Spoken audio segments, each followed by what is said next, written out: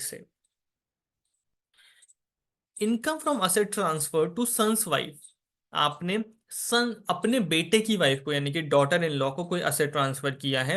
Any income that arises from the asset transfer directly और indirectly by an individual to his sons wife otherwise than for adequate consideration would be included in the transferor's income.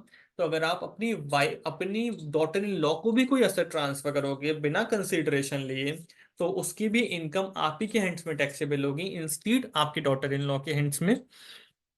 Income from asset transfer to benefit the spouse daughter in law of the transferor.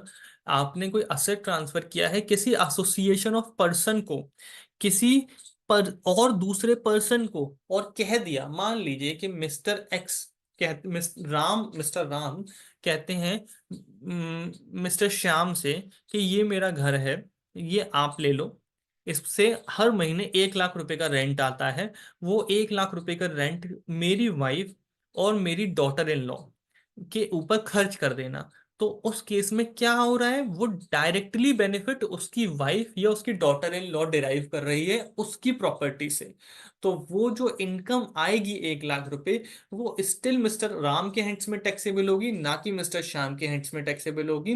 क्योंकि mister Ram ने asset तो transfer कर दिया, लेकिन उससे आने वाला benefit तो अपने पास ही रखा, अपने स्पाउस या अपनी डॉटर इन लॉ के लिए ही रखा।